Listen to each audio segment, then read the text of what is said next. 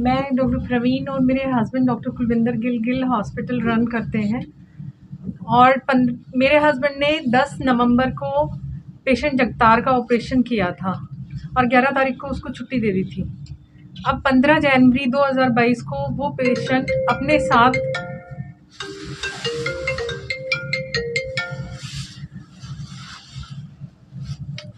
अपने साथ 30-40 लोगों के साथ और साथ में एक कोई बिंदर है, कोई सरपंच या नंबरदार वैद वाला का, उसको लेके अपने प्री प्लान उसके साथ वो आके और डॉक्टर साहब के साथ उनकी ओपीडी में झगड़ा करने लग गया। और जब मैं उसको समझाने के लिए ओपीडी में गई हूँ तो मैंने उसको बोला, वो कहता है कि या तो हमारे को 5 लाख रुपए दो इसके आगे के इलाज के लिए, नहीं तो आप लोग इसके कॉन्सिक्वेंसेस भुगतेंगे। जब मैंने उसको बहुत बार गालियां गलौज देने लग गया, डॉक्टर साहब को मारने की धमकी देने लग गया। और जब मैंने उसको समझाने के लिए इतनी कोशिश करी, उसको ये भी कहा कि आप लोग इतने भीड़ ना इकट्ठी करें क्योंकि आजकल कोविड का टाइम चल रहा है, तो भी उसने मेरी बात नहीं सुनी। और उसके बाद वो मेरे साथ ही छेड़छाड़ करने लग गया, मुझे गंदी गंदी गालियां देने लग गया। और जब मेरी वीडियो बनाने लग गया और मैं उसको रोकने लगी तो 3-4 जनों ने मुझे जबरदस्ती लगातार उसने मेरे को खींचना शुरू कर दिया और कहता है अगर डॉक्टर साहब नहीं देंगे तो तुम्हें तो देने ही पड़ेंगे। इस तरह की वो अपनी जो प्री प्लान उसके साथ है। और फिर जब मैंने थोड़ा सा ये कहना शुरू किया कि भाई ये हमारे साथ ये कर रहा है, तो ये हमारे एक स्टाफ ने पुलिस को फ़ोन कर दिया। और जब उसको लगा कि पुलिस आ रही है तो वो बाहर जाके और लाइव होके और फेसबुक पे हमारे हॉस्पिटल के बारे में, डॉक्टर साहब के बारे में गलत गलत बातें बोलने लग गया। ये सारा उस दिन का इंसिडेंस है, इसीलिए मैंने इनके खिलाफ पुलिस में एफआईआर दर्ज कराई है कि इनके खिलाफ सख्त से सख्त कार्रवाई करी जाए। आज फिर ये उसी चीज़ को धमकी देते हुए आज ये बाहर फिर दोबारा ये कर रहा है। पेशेंट के घुटने के ऑलरेडी पहले से ऑपरेटेड था, जो पहले ऑपरेटेड लिगामेंट था वो टूट चुका था। इसकी वजह से उसका नया लिगामेंट रिवीजन एसीएल कहते हैं, उसका ऑपरेशन हुआ था उसका। और ऑपरेशन के बाद भी काफ़ी समय तक मरीज बिल्कुल सही रहा है। 1 महीने तक उसको कोई तकलीफ नहीं हुई है, बढ़िया फिजियोथेरेपी करता रहा है। 1 महीने बाद उसको फीवर चढ़ा है। फीवर चढ़ने के बाद उसको फीवर जैसे ही ख़त्म हुआ उसके बाद नींद में थोड़ा रात को के टाइम दर्द रहना शुरू हुआ। तो उसके बारे में उसने मेरे से कंसल्ट करने के लिए कल मेरे पास आया। तो जब कल आया शनिवार को मेरे पास आया, जब शनिवार को मेरे साथ आया तो इस व्यक्ति को अपने साथ लेके आया। तो मैं उससे बात करके समझाने के पहले इमरजेंसी में उसको चेक करके कमरे में ले आकर सारी बात समझाने लग रहा था। उससे पहले ही उस बंदे ने लड़ाई शुरू कर दी। आईएमए सिरसा इस पूरे जो एपिसोड हुआ है इसकी कड़ी निंदा करता है। सर 30-40 लोग लेके आप किसी को हॉस्पिटल में धमका के, अगर आपको कोई कंप्लेंट है आप आराम से आओ, बात करो, हर चीज़ का हल निकल सकता है। आप बताओ डॉक्टर साहब मेरे को ये कंप्लेंट है, 30-40 लोग लेके आप उसको धमकाने पे और लेडीज़ को ऐसी ऐसी बातें बोलना और मैन हैंडल करना, मोलेस्ट करना, ये नहीं चलेगा। आईएमए इस टाइम पे डॉक्टर गिल के साथ खड़ी है और खड़ी रहेगी। हमारा स्टैंड बिल्कुल इनके साथ है, जो डिसीजन इनका है वो हमारा है। और दूसरी बात जो मेन मुद्दा है वो उस जगतार सिंह की टांग का है।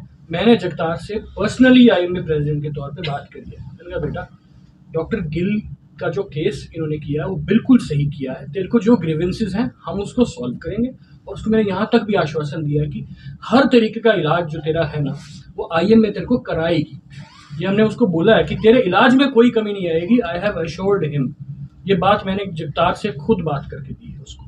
वो जहाँ से भी इलाज करवाना चाहता है उसकी पहली हमारी प्रेफरेंस तो ये थी कि यहाँ शहर में कोई भी डॉक्टर, हड्डियों का डॉक्टर कोई भी चूज कर ले। शहर के सारे हड्डियों के डॉक्टर हम इकट्ठे कर देंगे, वहाँ मिल लेंगे। वो कहता है जी हम सिरसा में नहीं इलाज करवाना चाहते, हम जालंधर इलाज करवाना चाहते हैं। जालंधर के डॉक्टर से भी बात हो गई है, वहाँ पे भी आईएमए सिरसा का स्टैंड बिल्कुल क्लियर है। हम बिल्कुल पूरी तरह जगतार का इलाज करवाएंगे, हम उसके साथ खड़े हैं। जितना ज़्यादा डॉक्टर और पब्लिक का माहौल बिगड़ेगा, आप ये मानते हैं कि उसमें नुकसान पब्लिक को भी है? हमें तो है, मैं ये नहीं कहता कि हमें नहीं है, लेकिन पब्लिक को भी है। अगर एक अकेला कोई एक्सीडेंट हो जाए और इनकी क्लिनिक पे ले आए तो ये कैसे हाथ लगा देंगे उसको? किसी कीमत पे नहीं लगाएंगे। अब क्या है कि किसी डॉक्टर से कोई गलती होती है, मान लिया गलती होती है, ठीक है, तो आप 2 तरीके हैं उसके। आप या तो आईएमए को कंप्लेंट कीजिए, आईएमए अपना सिस्टम है हमारा, बोर्ड बैठाएंगे, उनकी सेटिस्फाई कराएंगे कि भाई ये नहीं होना चाहिए था। सपोज आपको ये लगता है कि नहीं ये तो आईएमए वाले तो भाई भाई है, तो आप उस केस को अगर उसमें डालते हैं तो सिविल हॉस्पिटल का बोर्ड बैठता है, सिविल हॉस्पिटल का बोर्ड बैठ के वो नेग्लिजेंस की रिपोर्ट दे देता है। सपोज आप ये भी मानते हैं कि ये सिरसा वाले सारे इकट्ठे हैं, तो आप रोहतक का बोर्ड मांग लीजिए, राइट। उसके ऊपर आप ये देखिए कि अगर सपोज करो आपको फिर भी विश्वास नहीं है, हमारा एक अपना एक चैनल है, जैसे बार काउंसिल का चैनल है, तो हरियाणा स्टेट मेडिकल काउंसिल है, एक काउंसिल के अंदर केस जा सकता है। काउंसिल बैठती है, बाकायदा दोनों पार्टियों को बुला के सुनती है और सजा देती है, और उनके पास ये पावर है कि वो आपकी डिग्री सस्पेंड कर सकती है। और मैं बता रहा हूं, रिवाड़ी के डॉक्टर की हमने 5 साल के लिए सस्पेंड की, 2 डॉक्टरों की महीने के लिए सस्पेंड की। ये नहीं कि हमने नहीं की है, ये नहीं है कि भाई हम अपने वालों को ठीक ही नहीं करना चाहते, हम भी अपने मतलब घर को साफ करना चाहते हैं। हम नहीं चाहते हमारे अंदर जो भी कोई 1 या 2 या 4 गलत हैं उनको हम प्रोटेक्ट करें। लास्ट बात मैं आप लोगों से एक चीज कहना चाहता हूं, देखिए आप मीडिया हैं और मीडिया बहुत ताकतवर आज के दिन, लेकिन ये 2 धारी तलवार है, ये तो आप मानेंगे ना। 1 मिनट में वो जा रहा है फेसबुक पे, 1 मिनट में वो जा रहा है मतलब यूट्यूब पे। अब हम कहां तक डिफेंड करें अपने आप को? हम अपना काम करें या मतलब हर तीसरे दिन डिफेंड करें? एक आदमी की आदत ही पड़ गई है, 3 बार 4 बार 5 बार यही चल रहा है। आपने अपनी तरफ से अपना पक्ष हाँ। रखा है, तो इसका आप सोल्यूशन क्या? सोल्यूशन हम ये दे रहे हैं कि भाई उसकी जहां तक ट्रीटमेंट का सवाल है, उनकी ट्रीटमेंट डॉक्टर कुलविंदर करने को तैयार है। अगर कुलविंदर पे उनको विश्वास उठ गया है, डॉक्टर आशीष अपने तौर पर जिस मतलब ऑर्थोपेडिशियन को चाहेंगे वो उनकी बदौलत करा देंगे। सारा कुछ काम IMA सिरसा करेगी, उनको कुछ नहीं करना।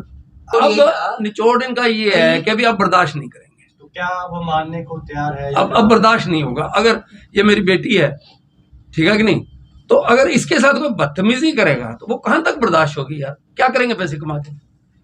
एज ए डॉक्टर हमारी मीटिंग का निचोड़ यही था कि जगदार की जो ट्रीटमेंट पार्ट है, उस ट्रीटमेंट पार्ट को IMA सिरसा वहन करने को तैयार है।